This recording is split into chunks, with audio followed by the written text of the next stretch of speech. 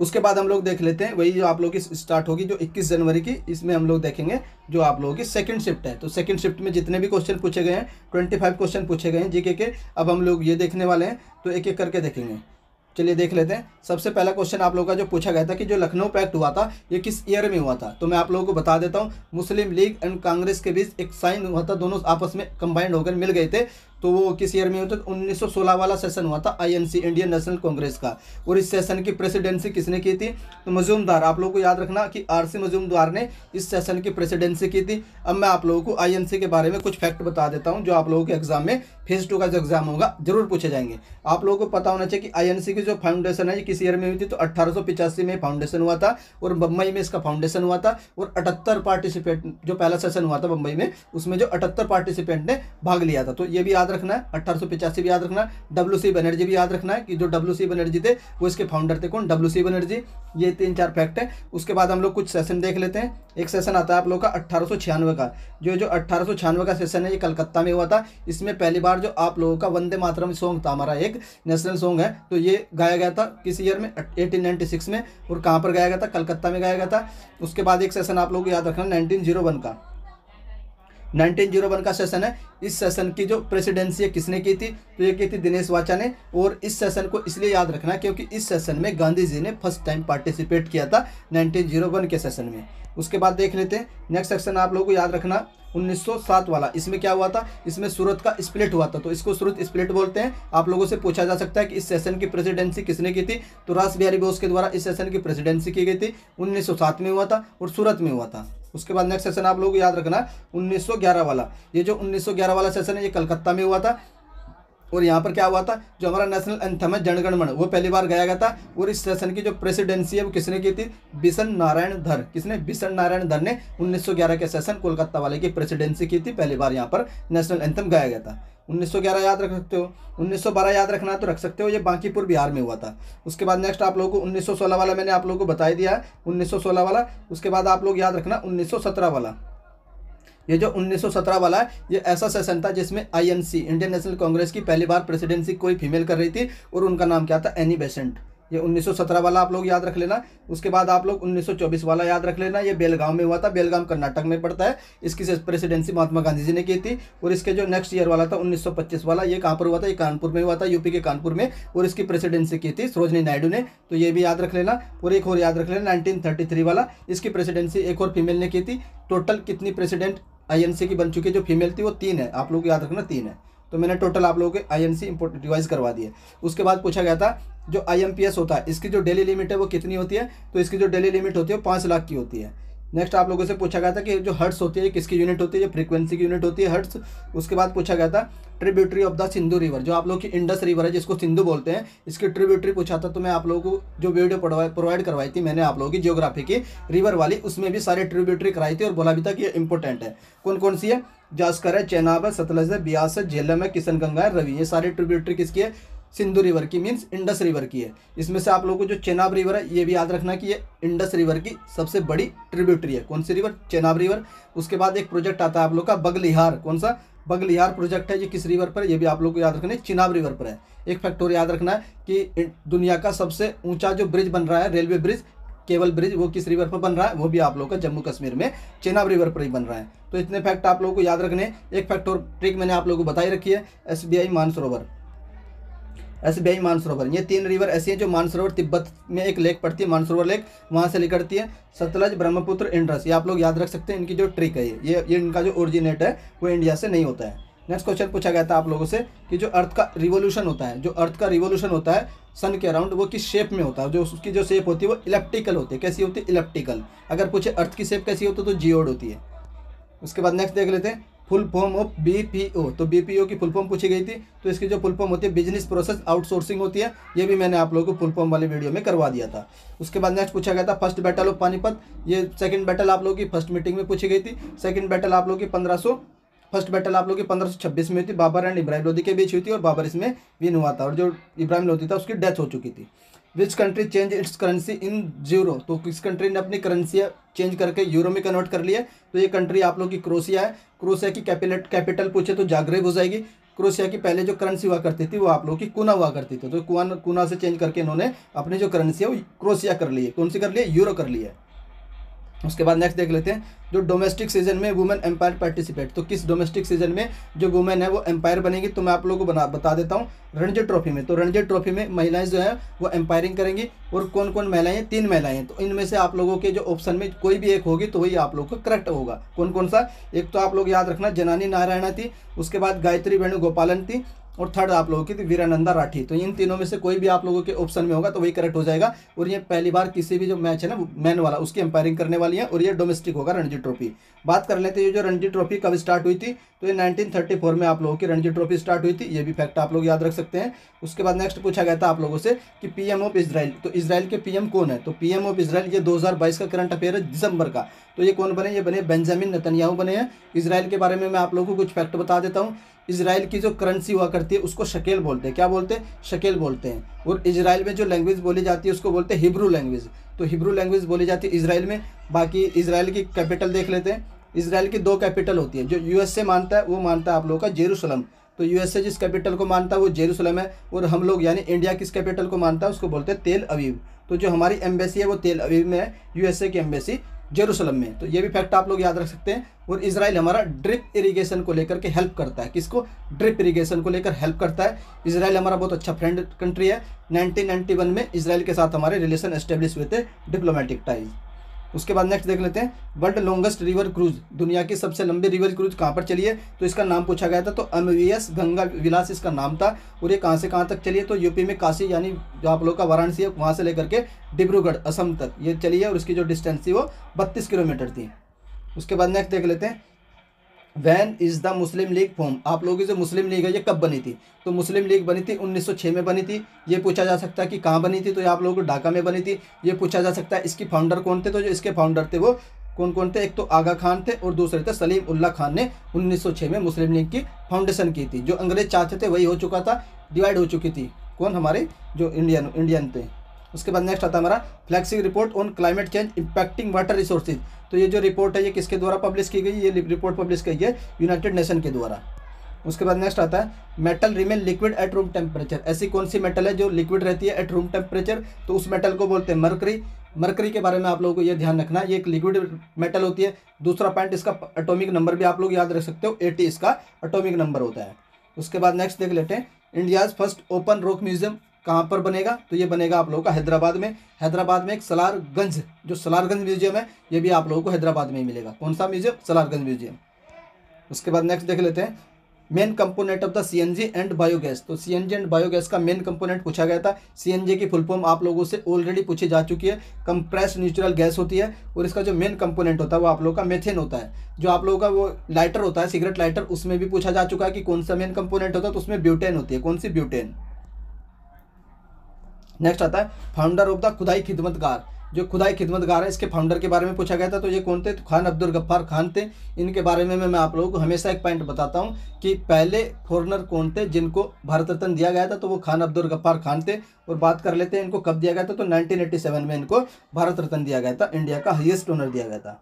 उसके बाद next question पूछा गया था, which of the following is a primary sector. तो जो हमारी इंडियन इकोनॉमी होती है उसके 3 सेक्टर होते हैं, primary sector, secondary sector, tertiary sector. तो आप लोगों से पूछा कि इनमें से कौन सा जो है वो प्राइमरी सेक्टर है। तो आप लोगों का जो ऑप्शन होगा उसमें ऑल वाला ऑप्शन होगा, क्योंकि इसमें एग्रीकल्चर हो गया, फॉरेस्ट्री होगा, फिशरीज हो गया, ये सारे हमारे प्राइमरी सेक्टर में आते हैं। उसके बाद जहाँ पर मैन्युफैक्चरिंग होती है, आप लोगों से एक आइडिया लगा लेना, जहाँ पर भी मैन्युफैक्चरिंग होगी वो आप लोगों का सेकेंडरी सेक्टर हो जाएगा। जैसे कि आप लोगों की स्टील होगी, steel authority of India limited होगी।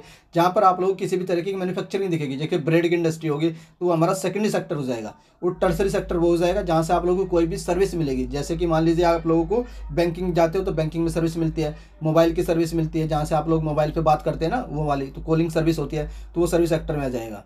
तो नेक्स्ट देख लेते हैं, जो अटल इनोवेशन मिशन था ये किसका इनिशिएटिव था? तो ये आप लोगों का नीति आयोग का इनिशिएटिव था, अटल इनोवेशन मिशन। अब नीति आयोग के बारे में देख लेते हैं। जो नीति आयोग है, इससे पहले एक बॉडी हुआ करती थी प्लानिंग कमीशन, जो कब बना था 26 जनवरी 1950 को प्लानिंग कमीशन बना था।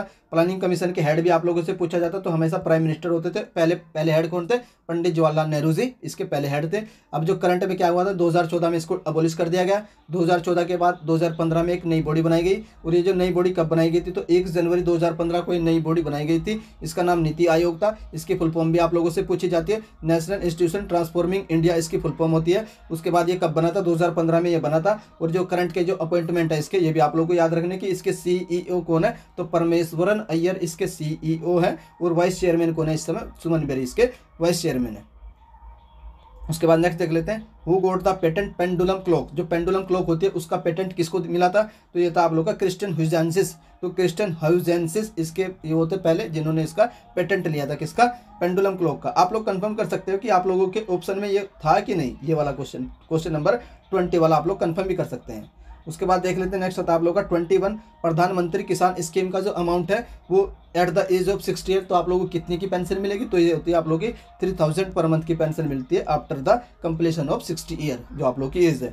अब हम लोग देख लेते हैं 22 और 23। ये आप लोगों के 4 क्वेश्चन मुझे शिफ्ट 2 के नहीं मिले हैं, तो ये 4 क्वेश्चन आप लोग मुझे कमेंट करके बता देना। 21 जनवरी की सेकंड शिफ्ट में सर ये 4 क्वेश्चन ये पूछे गए थे, इस तरीके से ये पूछे गए थे। फिर मैं आप लोगों को जब PDF प्रोवाइड करवाऊंगा तो वहाँ आप लोगों को ये 4 क्वेश्चन इंक्लूड कर दूंगा, जिससे आप लोगों के जो अपकमिंग कैंडिडेट है या फिर फेज 2 वाले कैंडिडेट है वो पढ़ कर जा सकते हैं कि फेज 2 में क्या क्या क्वेश्चन आ सकते हैं। तो हम लोगों ने कितनी शिफ्ट देख ली है? शिफ्ट 1 देख चुके हैं और शिफ्ट 2 देख चुके हैं। ये किसके? 21 जनवरी 2023 की है। 2 शिफ्ट देख चुके हैं FCI वाले एग्जाम की, फूड कॉर्पोरेशन ऑफ इंडिया की ओर से जो असिस्टेंट ग्रेड 3 का जो एग्जाम चल रहा है उसकी 2 शिफ्ट कंप्लीट हो चुकी है। अब हम लोग देख लेते हैं जो 21 जनवरी की हम लोग देखेंगे थर्ड शिफ्ट। तो थर्ड शिफ्ट की एनालिसिस देखेंगे। थर्ड शिफ्ट में जीके के 25 क्वेश्चन पूछे गए हैं। हर एक क्वेश्चन इसका तो मेरे पास हर एक क्वेश्चन मिल चुका है, प्रॉपर एक्सप्लेनेशन के साथ आप लोगों के साथ शेयर कर रहा हूँ। 25 क्वेश्चन ऑफ थर्ड शिफ्ट फिर से बता देता हूँ। आप लोग कमेंट करके पूछते हैं कि सर हमें पहले नहीं मिली, तो पहले भी हो चुकी है, दूसरी भी हो चुकी है, और अब हम करने वाले थर्ड शिफ्ट। थर्ड शिफ्ट में आप लोगों से जो पहला क्वेश्चन पूछा गया था कि LIC का हेडक्वार्टर कहाँ पर है, तो जो LIC का हेडक्वार्टर है ये आप लोगों का मुंबई में पड़ता है। आप लोगों से ये पूछा जा सकता है कि LIC कब बना था, तो 1956 में LIC की स्थापना की गई थी। ये आप लोगों से पूछा जा सकता है कि LIC में करंट में इसके हेड कौन है, तो MR कुमार करंट में इसके हेड है। ये भी आप लोग याद रख सकते हैं। उसके बाद नेक्स्ट पूछा गया था आप लोगों से founder of the Khilji dynasty. Founder of the Khilji dynasty पूछा गया था कि खिलजी डायनेस्टी के फाउंडर कौन थे, तो ये थे जलालुद्दीन फिरोज खिलजी इसके फाउंडर थे। और ये जो डायनेस्टी कब स्टार्ट हुई थी? After the slave dynasty. Slave dynasty आप लोगों की चली थी 1206 से लेकर के 1290 तक आप लोगों की स्लेव डायनेस्टी चलती है। और स्लेव डायनेस्टी के बाद 1290 से लेकर के 1320 तक आप लोगों की खिलजी डायनेस्टी चलती है। और इसी खिलजी डायनेस्टी में एक बहुत फेमस रूलर हुए हैं, उनका नाम है अलाउद्दीन खिलजी। जो अलाउद्दीन खिलजी है ये कब से कब तक रूल करते हैं, तो 1296 से लेकर के 1316 तक ये रूल करते हैं। और अलाउद्दीन खिलजी के बारे में आप लोगों को क्या क्या याद रखना है मैं आप लोगों को बता देता हूँ। अलाउद्दीन खिलजी के बारे में एक फैक्ट आप लोगों को याद रखना है कि इनको सेकंड अलेक्जेंडर बोला जाता है। तो अलेक्जेंडर द्वितीय किसको बोला जाता है? ये अलाउद्दीन खिलजी को बोला जाता है। पहली बार मार्केट रिफॉर्म्स, जो मार्केट रिफॉर्म्स है ये कौन लेकर आए थे? अलाउद्दीन खिलजी लेकर आए थे। उसके बाद अलाई दरवाज़ा, अलाई दरवाजा किसके द्वारा बनवाया गया था? तो ये भी अलाउद्दीन खिलजी के द्वारा बनवाया गया था। और एक फैक्ट आप लोग और याद रख सकते हो कि साउथ को कनेक्ट करने के लिए, साउथ को जीतने के लिए अलाउद्दीन खिलजी ने किसको भेजा था? तो मलिक काफूर। तो मलिक काफूर ने भेजा था। और मलिक काफूर नहीं, वो जो आप लोगों का जो हीरा है ना, जो आप लोग इस समय महारानी विक्टोरिया के उसमें है, तो वो जो हीरा है वो भी अलाउद्दीन, ये जो मलिक काफूर था यही इसको साउथ इंडिया से नॉर्थ इंडिया में वापस लेकर आया था। तो ये भी फैक्ट आप लोगों को मैंने बता दिया है। उसके बाद नेक्स्ट देख लेते हैं प्रोडक्ट ऑफ द फोटोसिंथेसिस। जो फोटोसिंथेसिस रिएक्शन होती है इसका जो फाइनल प्रोडक्ट क्या होता है, तो ऑक्सीजन एंड ग्लूकोज होते हैं। और जो इसमें किससे बनते हैं? आप लोगों की सनलाइट की रिक्वायरमेंट होती है, CO2 की रिक्वायरमेंट होती है और वाटर की रिक्वायरमेंट होती है, तभी ये रिएक्शन होती है जिससे आप लोगों के जो प्लांट है वो फूड बनाते हैं। उसके बाद नेक्स्ट देख लेते हैं maximum percentage of the gas in air. जो हमारी जो एयर होती है उसमें सबसे ज़्यादा परसेंटेज किस गैस की होती है? ये आप लोगों का 2-3 शिफ्टों में ऑलरेडी पूछा जा चुका है क्वेश्चन। तो आप लोगों को पता है, आप लोगों की जो नाइट्रोजन 78 होती है, उसके बाद ऑक्सीजन आप लोगों की लगभग 21% होती है। और जो आप लोगों की एक होती है 0.9 आप लोगों के साथ आर्गन होती है। और जो आप लोगों की जो CO2 होती है, जो आप लोगों की CO2 होती है ये 0.03% होती है। ये भी आप लोग ध्यान रख सकते हैं। उसके बाद नेक्स्ट देख लेते हैं जो सहारा डेजर्ट है, ये आप लोगों का दुनिया का सबसे बड़ा डेजर्ट है। तो ये पूछा गया था कि किस कॉन्टिनेंट में, तो ये आप लोगों का अफ्रीका कॉन्टिनेंट में। 1-2 डेजर्ट और बता देता हूँ मैं आप लोगों को। एक तो आप लोग याद रखना गिब्सन डेजर्ट। जो गिब्सन डेजर्ट है ये आप लोग का ऑस्ट्रेलिया में। एक होता है Simpson Desert, Gibson and Simpson. ये जो गिब्सन है और ये सिम्पसन है ये आप लोगों के ऑस्ट्रेलिया में पाए जाते हैं। और एक आप लोग याद रखना गोबी डेजर्ट। जो आप लोगों का गोबी डेजर्ट है ये आप लोगों का मंगोलिया में पाया जाता है। गोबी डेजर्ट ये भी आप लोग याद रख सकते हैं।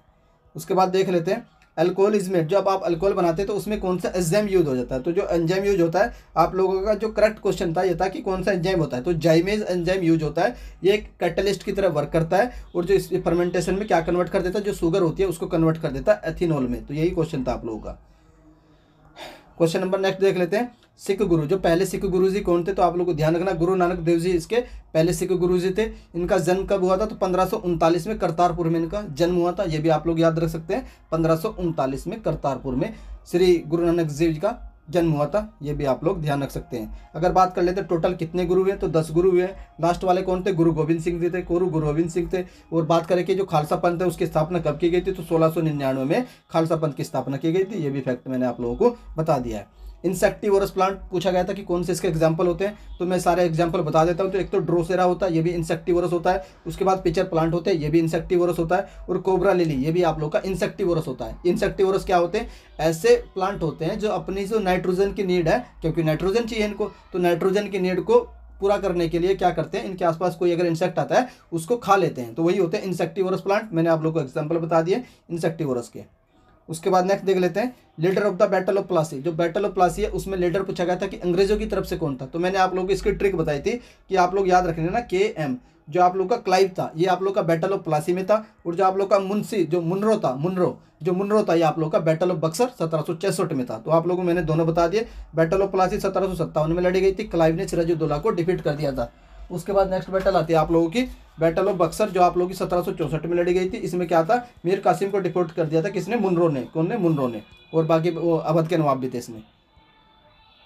उसके बाद नेक्स्ट आता है which gland is known as the master gland. तो किस ग्लैंड को मास्टर ग्लैंड बोला जाता है, तो पिट्यूटरी ग्लैंड जो होती है ये पी शेप की होती है, इसको क्या बोलते हैं, मास्टर ग्लैंड बोलते हैं। उसके बाद नेक्स्ट आप लोगों से पूछा गया था which one get food from sucking. तो कौन सा ऐसा वो है एनिमल होगा कि जो सकिंग के द्वारा अपना फूड को लेता है। तो आप लोगों का जो घर में जो हाउस फ्लाई होती है वो भी सकिंग के थ्रू फूड लेती है। उसके बाद जो आप लोगों की मधुमक्खी होती है ये भी सकिंग के थ्रू लेती है। और जो मस्किटो होता है ये भी सकिंग के थ्रू अपना फूड को ऑब्जर्व करते हैं। क्वेश्चन नंबर 12 देख लेते हैं, who is presented the maximum number of budget. तो इंडिया में सबसे ज़्यादा बार बजट किसने प्रेजेंट किया, तो ये हमारे प्रधानमंत्री जी रह चुके हैं, मोरारजी देसाई। ये जनता पार्टी की जो सरकार बनी थी 1977 में, 1977 में जनता पार्टी की सरकार बनी थी। उस समय ये प्राइम मिनिस्टर हुआ करते थे, कौन, मोरारजी देसाई। और इन्होंने सबसे ज़्यादा बार बजट पेश किया। इवन अपने बर्थडे पर भी इन लोगों ने बजट पेश किया। कितनी बार, 10 बार मैक्सिमम टाइम है। और एक फैक्ट आप लोग याद रख सकते हैं कि जो भारत रत्न होता है, भारत रत्न एक साथ इनको 2 कंट्री का मिला है। एक तो पाकिस्तान का जो हाईएस्ट ओनर है निशान पाकिस्तान, और जो भारत का होता है भारत रत्न, ये दोनों कंट्री के हाईएस्ट ओनर से सम्मानित हो चुके हैं। कौन, मोरारजी देसाई। ये मैंने आप लोगों के लिए एक फैक्ट बता दिया है। उसके बाद देख लेते हैं, एक तो आप लोग स्वराज मेरा जन्मसिद्ध अधिकार है। एक स्लोगन दिया गया था आप लोगों से कि स्वराज मेरा जन्मसिद्ध अधिकार है। तो ये स्लोगन किसके द्वारा दिया गया था, तो ये दिया गया था बाल गंगाधर तिलक जी के द्वारा।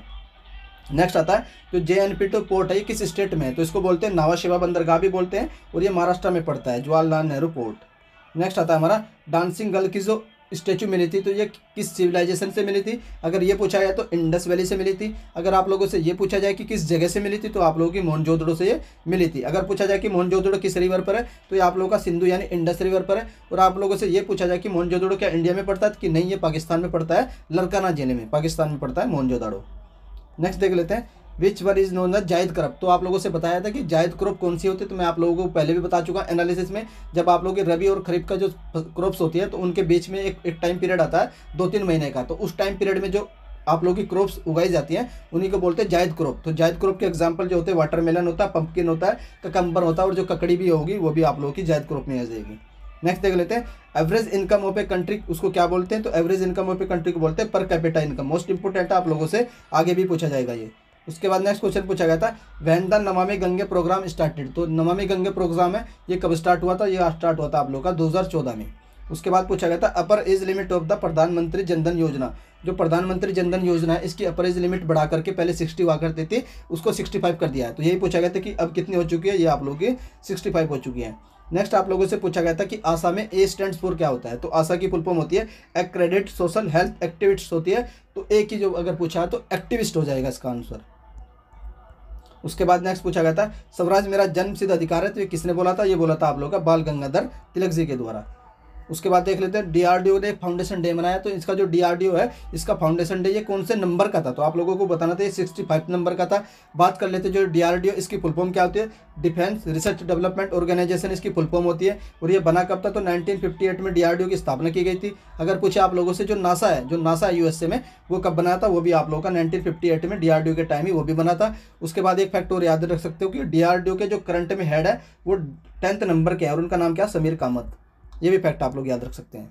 उसके बाद नेक्स्ट देख लेते हैं artificial heart made by which IIT. तो जो एक आर्टिफिशियल हार्ट बनाया गया है तो वो किस आईआईटी के द्वारा है, तो ये बनाया गया आईआईटी कानपुर के द्वारा। मैंने जब आप लोगों के लिए दिसंबर का करंट अफेयर करवाया था उसमें भी ये क्वेश्चन मैंने आप लोगों को करवाया था। उसके बाद नेक्स्ट देख लेते हैं highest foreign tourist come from which country in India. जो इंडिया में 2021-22 में सबसे ज़्यादा जो फॉरेन टूरिस्ट आए वो किस कंट्री से आए, तो ये आप लोग के आते हैं बांग्लादेश से। अगर आप लोगों से पूछा जाए कि किस स्टेट में सबसे ज़्यादा टूरिस्ट आते हैं तो आप लोग का हो जाएगा उत्तर प्रदेश, और उत्तर प्रदेश में ताजमहल को देखने आते हैं मैक्सिमम टूरिस्ट। नेक्स्ट आता है आप लोगों का first time to produce fusion reaction that creates a net energy gain in which country. Most important है, ये दुनिया में पहली बार कोई इंसिडेंट हुआ जब आप लोगों की जो फ्यूजन रिएक्शन है उससे जो एनर्जी रिलीज होगी वो एनर्जी कैसी होगी, वो आप लोगों की नेट एनर्जी गेन होगी। मीन्स आप लोगों का जो कार्बन है वो एक्स्ट्रा एमिशन नहीं होगा, कार्बन रिड्यूसन भी इससे हो सकता है। तो ये दुनिया में पहली बार किस कंट्री में हुआ, तो ये हुआ आप लोगों का यूएसए में। तो ये थर्ड शिफ्ट के 25 क्वेश्चन थे, ये मैंने आप लोगों के साथ शेयर कर दिए हैं। तो मैंने आप लोगों के लिए इस वीडियो में first shift, second shift and third shift इनके 75 क्वेश्चन शेयर कर दिए हैं। अगर आप लोगों को किसी भी शिफ्ट के किसी भी क्वेश्चन में लगता है कि सर इस क्वेश्चन में ये एरर है, तो आप लोग वो एरर प्लीज़ कमेंट करके करेक्ट कर देना कि सर इस क्वेश्चन का ये करेक्ट होगा। बाकी आप लोगों की जो फोर्थ शिफ्ट बचती है, फोर्थ शिफ्ट के क्वेश्चन मैंने कलेक्ट कर लिए हैं, तो फोर्थ शिफ्ट की एनालिसिस मैं आप लोगों के लिए कल प्रोवाइड करवा दूंगा। और इन चारों शिफ्टों को फिर कंबाइंड करके भी आप लोगों को एक वीडियो प्रोवाइड करवा दूंगा जिसमें हम लोग चारों शिफ्ट हो जाएंगे आप लोगों के पास 100 क्वेश्चन की। तो ये एनालिसिस थी। अब अगर आप लोग चाहते हैं 29 जनवरी की भी एनालिसिस की जाए वो भी बता सकते हैं, और 29 जनवरी को किस किस का एग्जाम है वो भी कैंडिडेट कमेंट करके बता सकता है। और कल आप लोगों को वीडियो मिल जाएगी किस किस को फेज 2 की प्रिपरेशन करनी चाहिए और किस किस को नहीं करनी चाहिए। कट ऑफ की वीडियो हो सकता है कि मैं आज आप लोगों को प्रोवाइड करवा दूँ। अगर आप लोगों को मेरा कंटेंट पसंद आता है तो प्लीज़ आप वीडियो को लाइक कर सकते हैं, और अगर चैनल पर फर्स्ट टाइम विजिट करें तो चैनल को सब्सक्राइब भी कर लीजिए। वीडियो देखने के लिए धन्यवाद, थैंक यू।